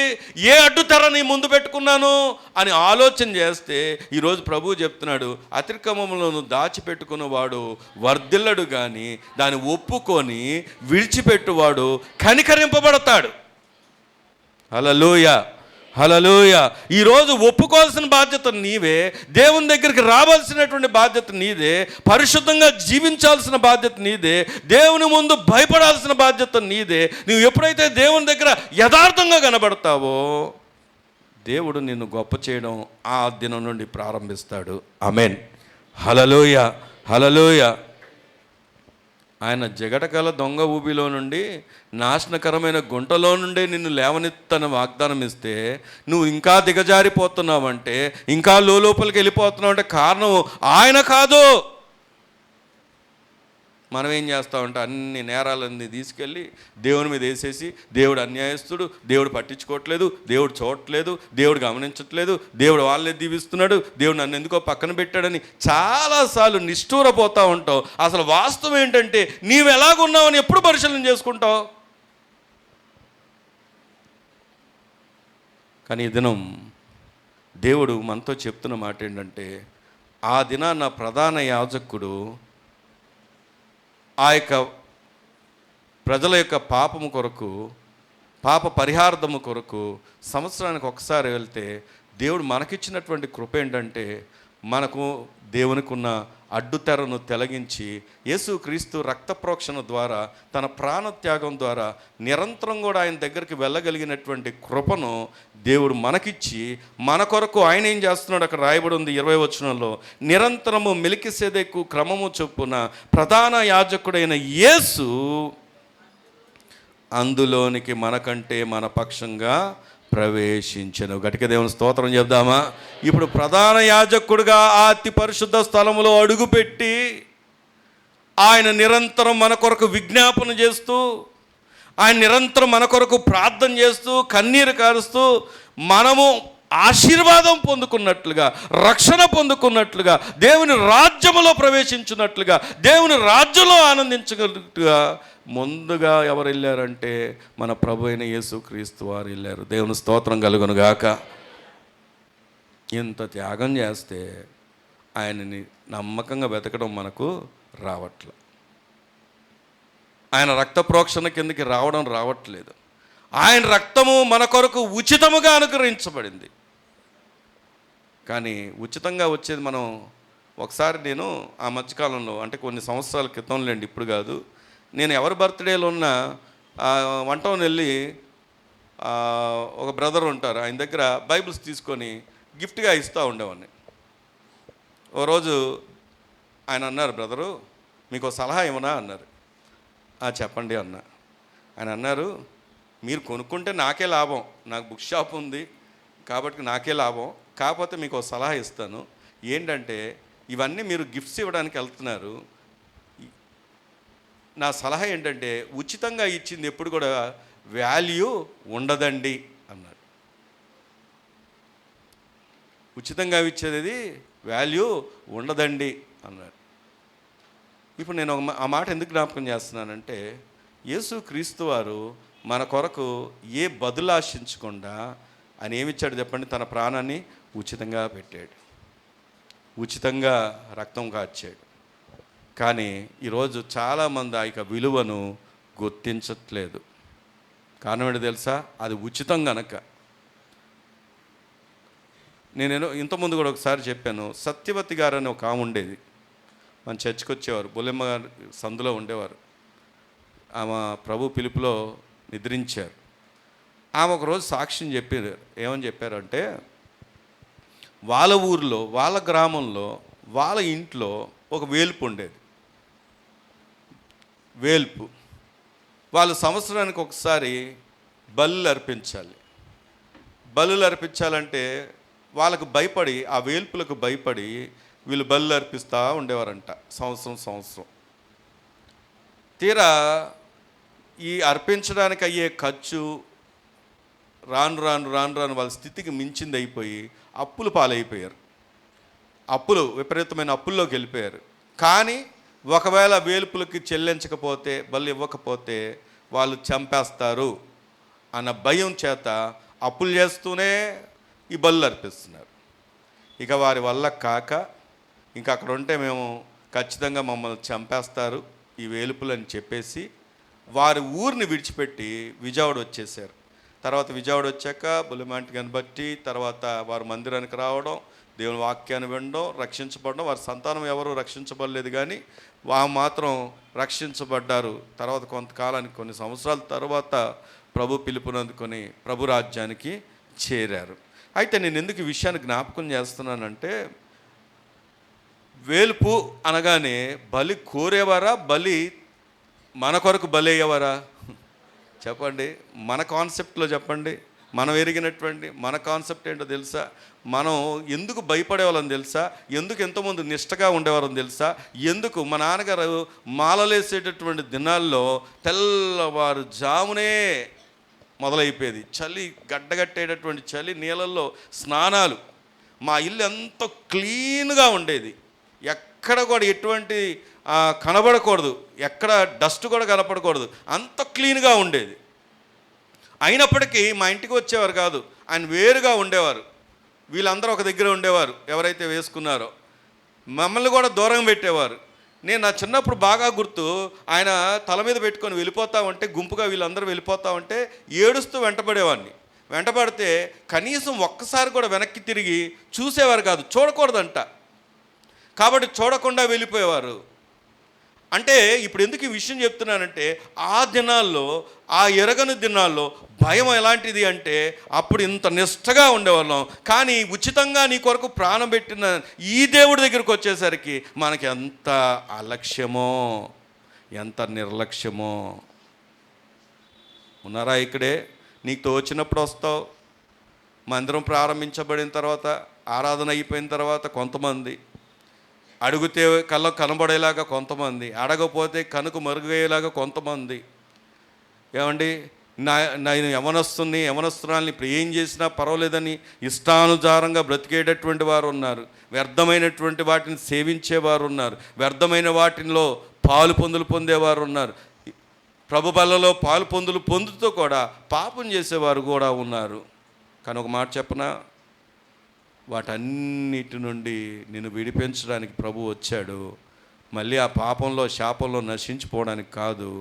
ఇప్పటికైనా నువ్వు కనులు తెరిచి నీ హృదయాన్ని ప్రభుకి ఇచ్చి, ప్రభు వైపు తిరిగి, ఆ యొక్క అతి పరిశుద్ధమైనటువంటి ఆ స్థలంలోకి అడుగు పెట్టగలిగినట్లుగా ఆయన ఇచ్చినటువంటి ఆ భాగ్యాన్ని సంపాదించుకోవడానికి, యేసు క్రీస్తు వారి యొక్క రక్త ప్రోక్షణ కింద రావడానికి దేవుడు ఈరోజు ఇస్తున్నటువంటి అవకాశం ఇది. దేవుని స్తోత్రం కలుగురుగాక. అందుకే మూడవ లంగర్ ఏంటో తెలుసా? క్రీస్తు రక్తము చేత చేయబడిన నిబంధన. పక్కన వాళ్ళు చెప్పండి, ఏ నిబంధన అది? ఏ నిబంధన అది? క్రీస్తు రక్తము చేత. వెల నువ్వు చెల్లించలే, కానీ వెల ఎవరు చెల్లించారో తెలుసా? ప్రభు చెల్లించాడు. ప్రభు చెల్లించాడు. నేను ఎప్పుడో ఒకసారి చదివాను, అంత పర్ఫెక్ట్గా అది గుర్తులేదు, కానీ బహుశా ఈ టైటానిక్ షిప్ మునిగిపోయినప్పుడే అనుకుంటా, ఒక ఆయన ఈదుకుంటూ ఆయనకి ఈ సేఫ్టీ షూట్ ఉంటుంది కదా, ఏమంటారు, లైఫ్ జాకెట్ ఉందంట. లైఫ్ జాకెట్ ఉంటే అందరి దగ్గరికి ఈదుకుంటూ వెళ్తున్నాడంట. వెళ్తూ ఒక యవనస్తుడు నీటిలో కొట్టుకుంటా ఉంటే అతనికి లైఫ్ జాకెట్ లేదు. కొట్టుకుంటూ ఆ యవనస్తుడి దగ్గరికి వెళ్ళాడంట. వెళ్ళి ఆర్ యు సేవ్డ్ అన్నాడంట. అంటే నువ్వు రక్షించబడ్డావా అని అడిగాడంట. లేదు అంటే వెంటనే లైఫ్ జాకెట్ తీసేసి అతనికి ఇచ్చేసి ఏమన్నాడో తెలుసా? యేసు క్రీస్తు వారు నిజదేవుడు, ఆయన స్వరక్షకుడిగా అంగీకరించు, దేవుడు నిన్ను క్షమిస్తాడు, ప్రేమిస్తాడు, దేవుని రాజ్యంలో ఉంచుతాడని అక్కడే ఆయన చనిపోయాడు. కారణం ఏంటో తెలుసా? ఆయన ప్రాణం పెట్టడానికి కారణం ఏంటో తెలుసా? ఆయన చనిపోయిన ఎక్కడ ఉంటాడని నమ్మాడో తెలుసా? పరలోకంలో. దేవుని స్తోత్రం కలుగును గాక. హల్లెలూయా. ఈరోజు ఆ లైఫ్ జాకెట్లు నీ ముందే ఉన్నాయి. ఆ దేవుడు ఇచ్చినటువంటి లైఫ్ జాకెట్లు ఈరోజు ప్రతి యవనస్తుడి ముందుంది, యవనస్తురాల ముందుంది, ఇక్కడ ఉన్నటువంటి ప్రతి ఒక్కరి ముందుంది. ఆ లైఫ్ జాకెట్ని అందుకున్నామనుకో, దాన్ని కలిగి ఉన్నామనుకో, నీవు కూడా ఒకరోజు ప్రభు రాకడ ఏ క్షణమైనా రా, నీవు దేవుని రాజ్యంలో ఆయనతో పాటు ఉంటావు. దేవుని స్తోత్రం కలుగును గాక. ఈరోజు ఆ లైఫ్ జాకెటే దేవుడు నీ ముందు వాక్యము ద్వారా ఉంచుతున్నాడు. ఆయన రక్తమును నీ ముందు ఉంచుతున్నాడు. ఆయన రక్త ప్రోక్షణకు రమ్మని ఆ యొక్క రక్షణ సువార్తను నీ ముందు ఉంచుతున్నాడు. లేదు, నా ఇష్టమే, లోకమే నాకు కరెక్టు అని అనుకుంటావో, నరకానికి పాత్రుడవుతావో. Choice is yours. మూడవ లంగరు క్రీస్తు రక్తము చేత చేయబడిన నిబంధన. రోమాపత్రిక 8వ అధ్యాయం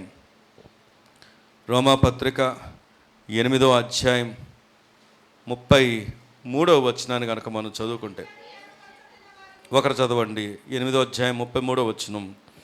దేవుని చేత ఏర్పరచబడిన వారి మీద నేరము మోపువాడు ఎవడు?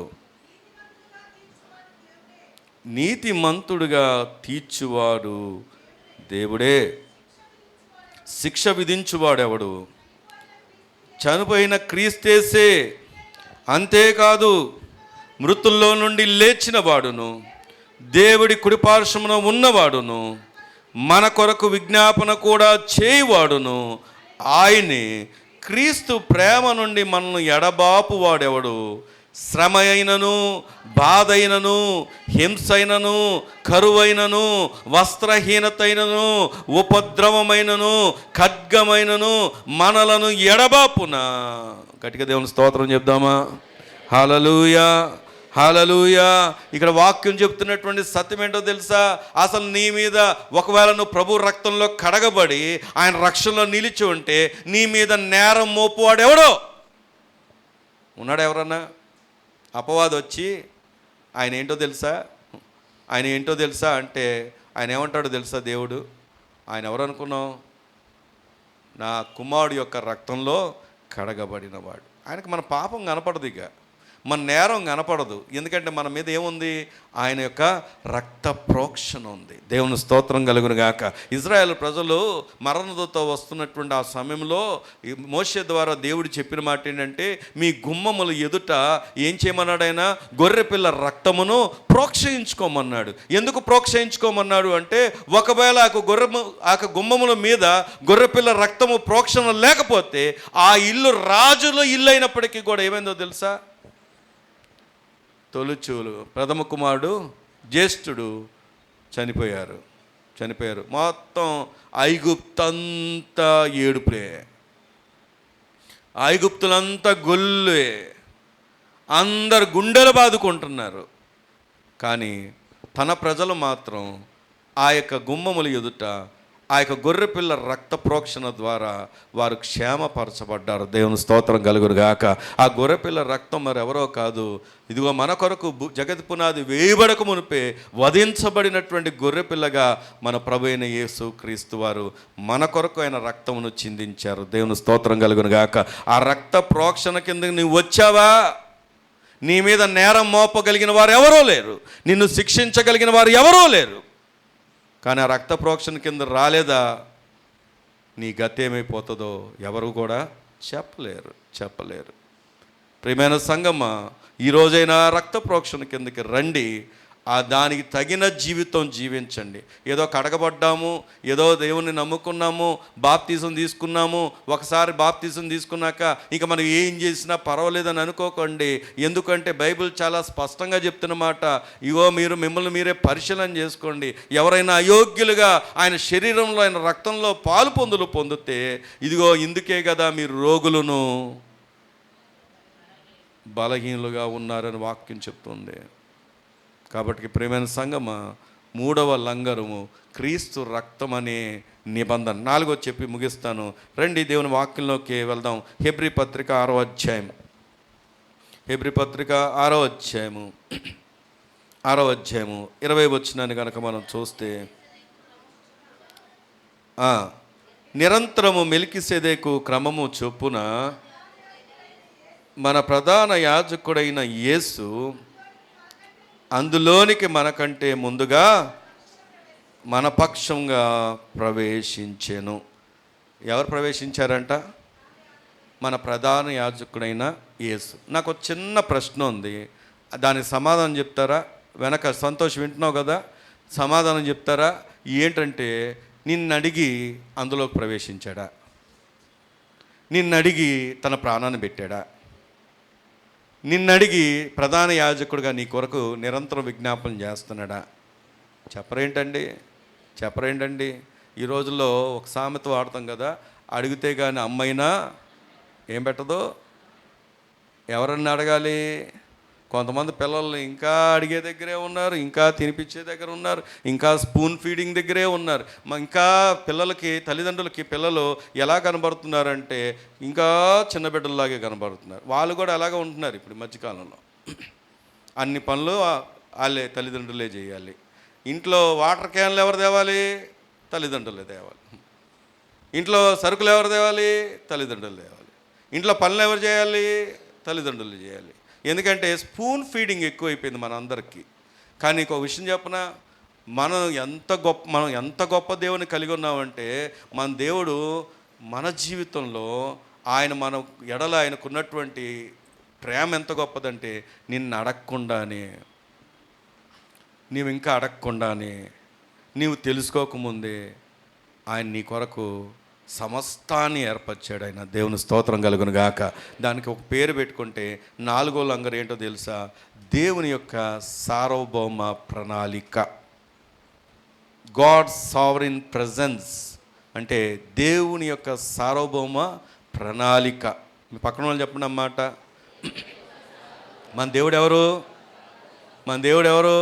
సార్వభౌముడు. ఆయన తనకి ఇచ్చ వచ్చినట్లుగా చేయవాడని 115వ కీర్తనలో ఉంటుంది. ఏమని రాయబడి ఉంటుంది? తనకి ఇచ్చ వచ్చినట్లుగా చేస్తున్నాడు. ఇచ్చ అంటే ఏంటో తెలుసా? తనకి ఇష్టం వచ్చినట్టు. మీరు అనొచ్చు, అదేంటండి కొంతమంది నశించిపోతున్నారు, మరి వారిని కూడా రక్షించుకోవచ్చు కదా, దేవుడు ఏంటి అన్యాయస్తుడా అంటే, ముందు వింటున్న నీవు మారావా? నిన్ను నీ ఇంటిలో ఒక సాధనంగా వాడుకోవాలనుకున్నాడు. నీ ద్వారా నీ ఇంటి వారికి నువ్వు సువార్త చెప్తున్నావా? నీ ద్వారా ఎంతమంది దేవుని సన్నిధికి రాగలిగారు? ఎంతమంది ప్రభువుని అంగీకరించగలిగారు? ఎంతమందికి రక్షణలోకి నడిపించావన్న ఆ ఆనందం నీలో ఉంది? సంపాదించామా, ఉదయం వెళ్ళామా, మధ్యాహ్నం వచ్చామా, రాత్రి వెళ్ళామా, రాత్రి వచ్చామా, డ్యూటీలు చేసామా, కష్టపడ్డామా, సంపాదించామా? వాళ్ళు సంపాదిస్తుంటే మనం కూడా తల్లిదండ్రులు మురిసిపోతూ ఉంటాం. కానీ రక్షణ ఏది? దేవుని రాజ్యం ఏది? పరలోకానికి వారు వారసులేనా? ఈ క్షణమే ప్రభు వస్తే వారి గతి ఏమిటి? ఆలోచిస్తామా? ఆలోచించు. మనకు కావాల్సింది బ్యాంక్ బ్యాలెన్స్. ఏమండి, ఈ దినాల్లో బ్యాంక్ బ్యాలెన్స్ మంచిదే, కావాలి, డబ్బులు వద్దని నేను చెప్పట్లేదు. కానీ డబ్బులే కరుమరుగైపోయే రోజులు రాబోతున్నాయి. తెలుసా మీకు? అంతా బిగించుకుంటూ వచ్చి కొన్నిసార్లు గోల్డ్ మీద పడతారు, కొన్నిసార్లు డబ్బుల మీద పడతారు, కొన్నిసార్లు కరెన్సీ మీద పడతారు. ఇదంతా ఎందుకు వచ్చింది? డిజిటల్ కరెన్సీ చేసేద్దాం అని అంటే దాచిపెట్టుకున్న కట్లన్నీ బయటికి తీయాలి. తెలుసు కదా మనకు అన్నీ, అదేంటో అన్నీ మన కాలంలో జరిగిపోతున్నాయి. డబ్బులు రద్దవుతుందన్న సంగతి ఎవరైనా ఊహించారా? ఆ బ్యాంకుల్లో లైన్లో నిలబడి ఇంకొంత ఇవ్వండి, ఇంకొంత ఇచ్చేది లేదు, ఇచ్చేదంతా లిమిట్ అన్న రోజులు లేవా? నీ దగ్గర బోల్డ్ బ్యాంక్ బ్యాలెన్స్ ఉన్నా కానీ వాళ్ళు ఇచ్చిన ఆ 4 నోట్లు పట్టుకొని వచ్చిన రోజులు లేవా? ఏమండి, కరోనా అనే దాన్ని మన కాలంలోనే జరిగింది. మన కాలంలోనే ప్రభు రాకడ కూడా వస్తుంది. ఆమెన్, హల్లెలూయా, హల్లెలూయా. కానీ నువ్వు సిద్ధపడ్డావా? సిద్ధపరిచావా? ఈరోజు నీ ముందు ఒక ప్రశ్న, దేవుడు వేస్తున్నటువంటి సవాల్ ఇది. ఈ రోజు నుండైనా నీ జీవితంలో ఈ లంగర్ని నువ్వు బాగా గుర్తుపెట్టుకోవాలి. ఆయన సార్వభౌమ అధికారం. దేవుని స్తోత్రం కలుగును గాక. ఆ సార్వభౌమ అధికారము ఒక్క మాట చదువుకొని ముగించుకుందాం. రోమాపత్రిక 8వ అధ్యాయం 28వ వచనాన్ని కనుక మనం చదువుకుంటే, దేవుణ్ణి ప్రేమించు వారికి అనగా ఆయన సంకల్పం చొప్పున పిలువబడిన వారికి మేలు కలుగుటకై సమస్తమును సమకూడి జరుగుచున్నదని ఎరుగుదుము. దేవుని స్తోత్రం చెప్దామా? హల్లెలూయా. దేవుణ్ణి ప్రేమించే వారికి, ఆయన సంకల్పం చొప్పున పిలువబడిన వారికి, ఆయన ఏర్పాట్లో ఉన్నవారికి, ఆయన ఎన్నికలో ఉన్నవారికి సమస్తం ఏం జరుగుతాయి తెలుసా? సమకూడి మేలు కలుగుతాయంట. ఆ సమస్తం అన్నమాట అన్ని ఆశీర్వాదాలే అనుకోకండి, అన్ని దీవెనలే అనుకోకండి. కొన్నిసార్లు కష్టాలు ఉంటాయి, కొన్నిసార్లు బాధలు ఉంటాయి, కొన్నిసార్లు దుఃఖాలు ఉంటాయి. అవి కూడా ఎందుకో తెలుసా? ఎందుకు అంటే కారణం నువ్వు ప్రభు దగ్గరికి వస్తావని. దేవుని స్తోత్రం కలుగును గాక. నిన్నటి కాలంలో ఒక దగ్గర ప్రార్థన పెట్టడానికి వెళ్ళాం. ఆ ప్రార్థన పెట్టడానికి వెళ్ళినటువంటి స్థలం చుట్టూ చూస్తే అన్ని పెద్ద పెద్ద బిల్డింగ్లే, 100 కోట్లు విలువ చేసే బిల్డింగ్లు కనబడుతున్నాయి. ఆ బిల్డింగ్ల మధ్యలో వీళ్ళది ఒక పెంట్ హౌస్లో ప్రార్థన పెట్టాం. సరే, ఆ బిల్డింగ్లన్నీ చూస్తున్నప్పుడు కొన్ని ఆలోచనలు రన్ అవుతూ ఉంటాయి కదా, మాటల సంభాషణలు రన్ అవుతూ ఉంటాయి కదా. ఆ సంభాషణలో మా తాత గనక ఇలాగా ముందే ఆస్తి దాసి ఉంటే ఎంత బాగుండో, కొన్ని 100 కోట్లు ఉండేవి, చక్కగా ఈరోజు ధనవంతులు అయిపోయేవాళ్ళం అని టాపిక్ వచ్చింది. టాపిక్ వచ్చినప్పుడు వెంటనే నేను చెప్పిన మాట ఏంటో తెలుసా? ఆ 100 కోట్లు ఉంటే మనం అడిగే మొట్టమొదటి ప్రశ్న ఏంటో తెలుసా? దేవుడు ఎవరు అంటాం. దేవుడు నాకేం చేశాడు అంటాం. అది దేవుడితో నాకేం పని అంటాం. కాబట్టి ఆ 100 కోట్లు దేవుడు ఇవ్వనందుకు దేవాతి దేవునికి స్తోత్రం. హల్లెలూయా, హల్లెలూయా. ఎందుకో తెలుసా? అవి లేనందునే మనం దేవుని దగ్గరికి వచ్చాం. అవి లేకున్నా ఉన్నందుకే ఒకరోజు బంగారు వీధుల్లో నడిచే భాగ్యాన్ని ఇచ్చాడు దేవుడు. ఆమేన్, హల్లెలూయా. ఏ రోజుకి ఆ రోజు పోషించబడితే చాలు. అప్పుల్లో లేకుండా, కుంగుదల్లో లేకుండా, ఏ దినానికి ఆ దినానికి సమృద్ధిని ఇస్తే చాలు. దేవుని మీద ఆధారపడగలిగితే చాలు. దేవుని మీద ఆధారపడుతూ ఆయన స్తుతించగలిగితే చాలు. ఈ జీవితానికి అంతకు మించిన ఏది అవసరం లేదు. ఆమేన్, హల్లెలూయా. ఈరోజు ప్రభువు చెప్తున్నాడు, అలాంటి గొప్ప దేవుడు మనకున్నాడు. ఆమేన్, హల్లెలూయా. కాబట్టి 4 లంగర్లు ఏ రీతిగా ఓడ నిలబడడానికి ఆ దినాన అపోస్తలుడైనటువంటి పౌలు జ్ఞాపకం చేశాడో, ఈరోజు మన ఆత్మ ప్రభు సన్నిధిలో ఉండడానికి విశ్వాసపు లంగర్లు ఏంటో తెలుసా? 4 లంగర్లు. మొదటిది ఏం చెప్పండి? దేవుని యొక్క స్వభావం, మార్పు లేని స్వభావం. రెండోది దేవుని యొక్క మార్పు లేని వాగ్దానం. మూడవది క్రీస్తు రక్తంతో చేయబడిన నిబంధన. నాలుగవది దేవుని సార్వభౌమ ప్రణాళిక. ప్రార్థన చేసుకుందాం, ప్రార్థన చేసుకుందాం. మనం ధన్యులం,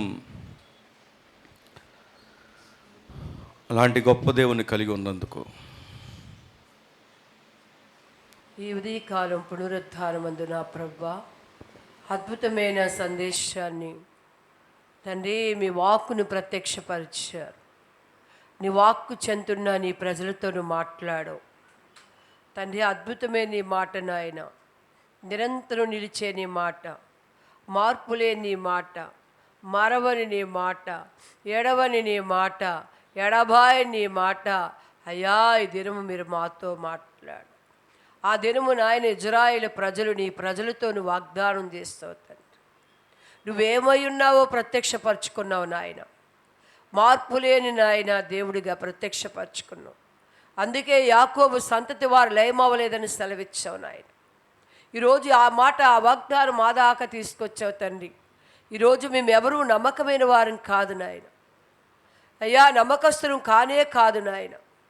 నువ్వు మార్పు లేనివాడు కాబట్టి, నమ్మదగిన దేవుడు కాబట్టి మేము ఇంక నువ్వు సజీవులుగా, క్షేమంగా, సురక్షితంగా అయ్యా నీ ఎదుట నిలవగలిగావు. అందుని బట్టి కృతజ్ఞతాస్తోత్రములు తండ్రి.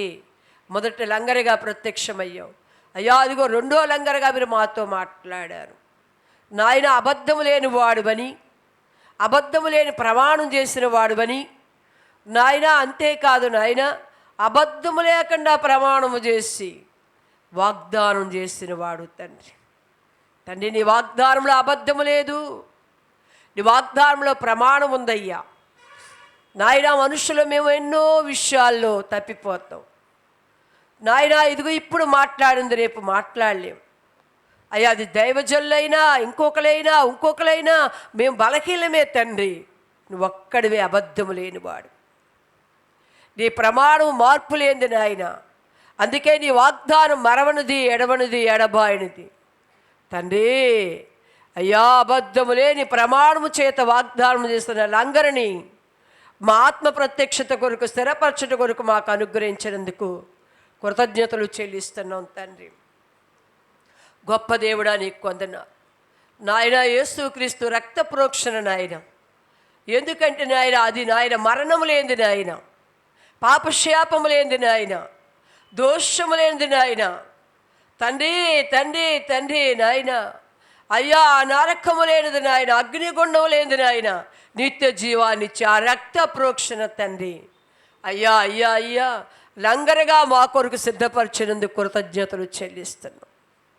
దేవాతి దేవుడా, అదిగో నాయన సర్వభౌమ అధికారిగా ఆ పరిశుద్ధ స్థలములో, అతి పరిశుద్ధ స్థలములో నాయన మమ్మల్ని చేర్చుటకు నాయన నీ అధికారం కిందకి మేము రావడానికి, ఆ రక్త ప్రోక్షణ కిందకి రావడానికి నాయన మా కొరకు ఒక లంగరుగా మీరు ప్రత్యక్షమైనందుకు కృతజ్ఞతలు చెల్లిస్తాం.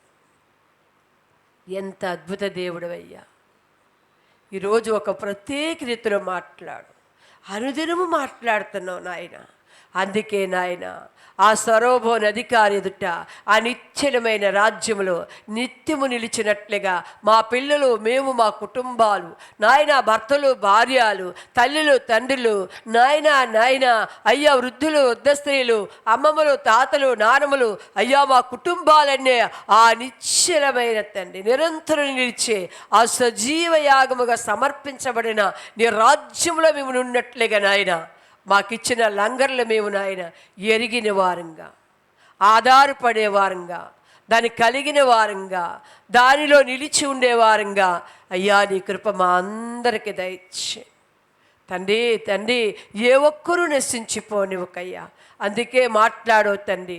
యవనస్తులు ఎందరో కనపడుతున్నారు నాయన, మా ఇంటిలో ఉన్నారయ్యా, ప్రతి ఇంటిలో ఉన్నారయ్యా.